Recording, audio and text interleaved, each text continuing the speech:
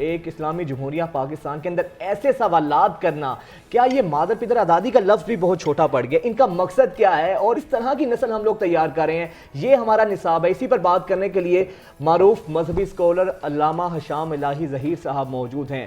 علامہ صاحب بہت شکریہ آپ کے وقت کا۔ سر آپ تو اس پر اکثر بات کرتے رہتے ہیں، کرتے رہتے ہیں، اکثر اپنے آپ لیکچرز کے اندر اس پہ بڑا توجہ دلاتے رہتے ہیں۔ سر اگر اس طرح حالات ہوں گے، ان کا مقصد کیا ہے، پھر فیوچر کیا دیکھ رہے ہیں؟ اگر ہمارے تعلیمی اداروں کا یہ حال ہے، کس طرح کی نسل تیار ہوگی؟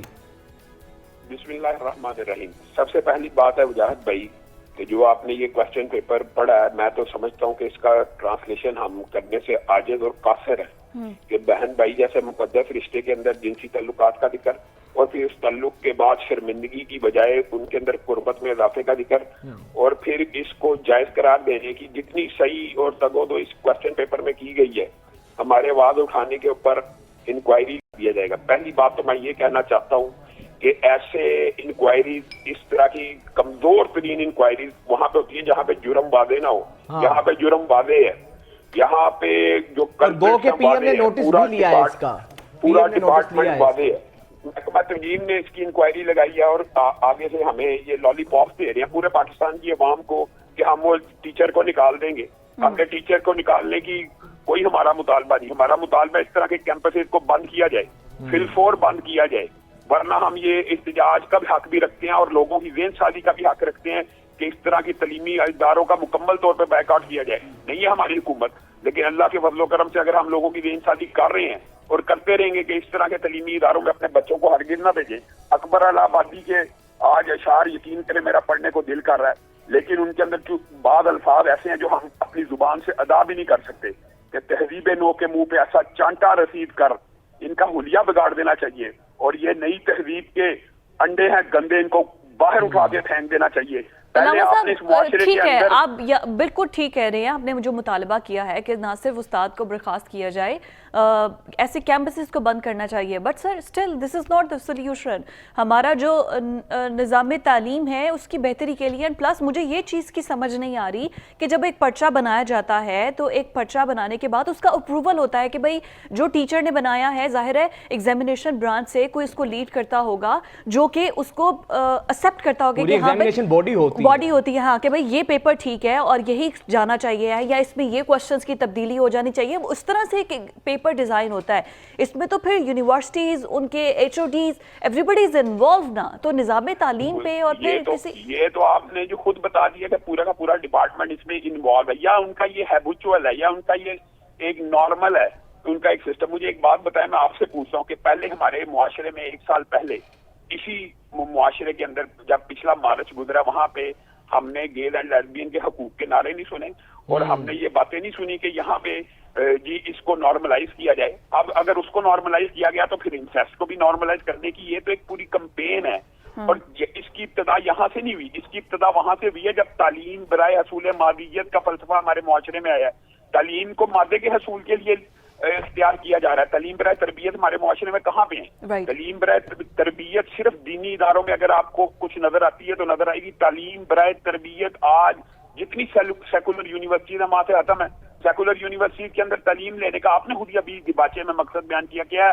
آپ نے خود بیان کیا کہ یہاں پہ کوئی گولڈ میڈلسٹ یا تعلیم اعلیٰ حاصل کرنے کے لیے لوگ نہیں جاتے۔ تعلیم یا برائے حصول مادہ ہو گئی ہے، یا تعلیم ایک آپ یہ سمجھیے کہ کلچر کے طور پہ جہاں پہ پارٹی زیادہ ہو رہی ہیں، جہاں پہ یہ چیزیں زیادہ ہو رہی ہیں، وہاں پہ نوجوانوں کو اٹریکٹ کر کے ان سے باری باری فیسیں وصول کر کی جا رہی ہے۔ یہ بچوں کے کیریئر بنا رہے ہیں۔ یہ ماں باپ کو سوچنا چاہیے کہ بچوں کا کیریئر بناتے بناتے ان کے کریکٹرز کا جنازہ آپ نکال رہے ہیں۔ کیریئر ایسا کیا کرنا ہے جو تعلیم برائے حصول مادہ آپ حاصل کرتے رہیں، تعلیم برائے تربیت حاصل نہ کریں، پھر ماں باپ ہمیں فون کر دیتے ہیں باہر سے۔ علامہ صاحب آپ کی بات بجا ہے، لیکن آپ نہیں سمجھتے اس میں کہیں نہ کہیں قصوروار، کہیں نہ کہیں غلطی ہمارے کچھ مذہبی لوگوں کی بھی ہے، یعنی کہ ہمارے جو مذہبی طبقہ ہے، ممبر و محراب سے جو ذمہ داریاں ادا کرنی چاہیے تھی وہ تو ہو رہی ہیں، لیکن کہیں نہ کہیں متبادل پیرالل نظام تعلیم سر ہمیں دیکھنے کو نہیں ملتا۔ ایک جانب او لیول اے لیولز ہیں، وہاں پہ تعلیم کا یہ حال ہے کہ وہاں کے بچوں کو سورہ اخلاص تک نہیں پڑھنی آتی۔ دوسری جانب مدرسے ہیں، بے شمار ہزاروں ان کو احادیث ازبر ہیں، لیکن पुश एंड पुल के फ़र्क का नहीं पता। सर दीनी तालीम और दुनियावी तालीम कोई ऐसा इदारा क्या हम कायम कर सकें पाकिस्तान में जहां दीनी और दुनियावी तालीम दोनों का एक हसीन इम्तजाज हमें देखने को मिले? मुजाहिद भाई आपने बड़ा वैलिड क्वेश्चन किया और मैं आपको एक बतौर खुशखबरी ये बात बताना चाहता हूँ कि ये सिर्फ अकेला मैं नहीं हूँ। अल्हम्दुलिल्लाह पाकिस्तान के अंदर इस वक्त 5 से ज्यादा बड़े इदारे कायम इस बुनियाद के ऊपर हो चुके हैं। मेरे अपने जाती इदारे QRF में भी O लेवल A लेवल पढ़ाया जा रहा है, अल-हुदा के अंदर भी पढ़ाया जाता है, माउंट सेना में भी पढ़ाया जा रहा है, स्किल्स के अंदर भी पढ़ाया जा रहा है। 5-7 इस्लामी इदारे ऐसे मारद वजूद में आ चुके हैं जो कंटेम्प्रेरी तमाम स्टडी के, यानी आप ये समझ लें कि मुआशरे में जितने हम असर स्कूल हैं या जितने भी आप ये समझ लें कि आप O लेवल A लेवल को जिनको आप समझते हैं कि वो आपके लिए एक रहनुमा है, उनके लेवल की स्टडीज अल्हम्दुलिल्लाह दीनदार लोग और दीनी इदारे भी देना शुरू हो चुके हैं। लेकिन दूसरा जो आपका सवाल है ना वो बड़ा अहम है। बेशक ये एक बहुत बड़ा ब्रिज है और बहुत बड़ा गैप है कि आप कह रहे हैं उनको पुश और पुल का नहीं फर्क पता, और ये बात हम समझते हैं कि मदारस के जो तलबा खास तौर के ऊपर उनके लिए भी निसाब तालीम में कम अज कम BA तक की इंग्लिश हम ये कोशिश करते रहते हैं। अच्छी बात है, मतलब वी मस्ट अप्रिशिएट दैट। और बाकी यूनिवर्सिटीज में भी दोनों चीज़ों को पैरेलल इसी तरह से चलना चाहिए। लेकिन सर बाकी यूनिवर्सिटीज का हाल इस वक्त ये है कि यहाँ पर वैसे तो बॉलीवुड मूवीज और बॉलीवुड ड्रामास तो बैन है, सिनेमाज में बैन है, आपके केबल नेटवर्क पे आप नहीं देख सकते हैं ऐसे कोई ड्रामास, सिर्फ इंटरनेट पे अवेलेबल है अगर कोई देख सकता है। लेकिन हमारी यूनिवर्सिटीज़ में बॉलीवुड डेज मनाए जा रहे हैं, स्टूडेंट्स वो उन पूरे करेक्टर्स में है, कोई पंडित बना है, कोई सिख बना है, कोई वो शराब की बोतल पकड़ के उस तरह से पकड़ के वो एक्टिंग कर रहा है, मतलब ये।